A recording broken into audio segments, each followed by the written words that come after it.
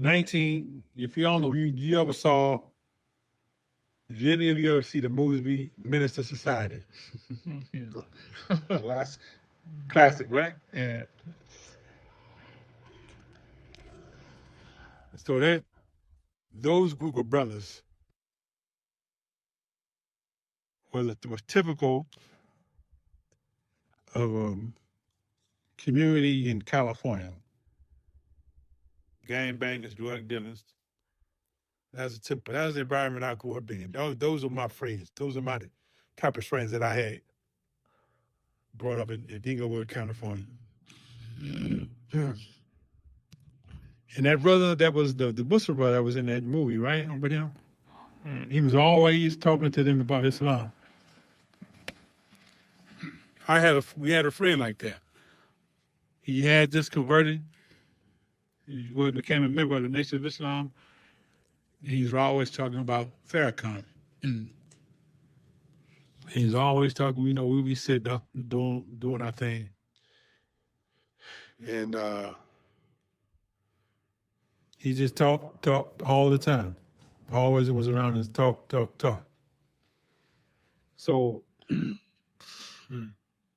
I was really kind of like listening to him a little bit. So he gave them much. He gave me a book, Autobiography of Malcolm X. He told me to read. This is in 1990. So I took it, started reading, and just kind of going over what Malcolm was saying about his life and what this brother was saying about what Farrakhan was saying, about being our own people, knowledge of self, self-determination. All of that was kind of ringing a bell to me. Because we was hustlers, and we was hustlers, and we all wanted to make our own money. So we kind of felt like we was doing for ourselves. So took me 2 years to read that book. Not that I was a slow reader, is that I still was living the life. I wasn't ready to leave that life. Right? So 1992, I finished reading the book, Autobiography of Malcolm X. And when I got done reading it, I said, this is it. This is it. This is all. This is what I needed. Because, when you live in a certain lifestyle, that life, it wears on you. You see your friends dying, going to jail, and you next. It irritated. So I don't want to be the next one. So I need something to change my mind, change the way I think about things. And what the brother was saying got me to thinking. By the time I got to reading the Autobiography of Malcolm X, I said, this is it. And stop drinking, stop eating the pork, quit my girlfriend, said, that's it. Everything, just automatic.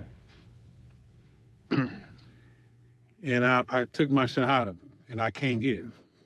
Took my Shahada. At the time, Imam Rushdan was living, he met me, greeted me, and he embraced me, welcomed me into the community. Now my son was here, welcomed me into from a lot of young brothers my age. Alay was here, Hafiz Jr., Omar residents, they were all here, active, embraced me, welcomed me into the community.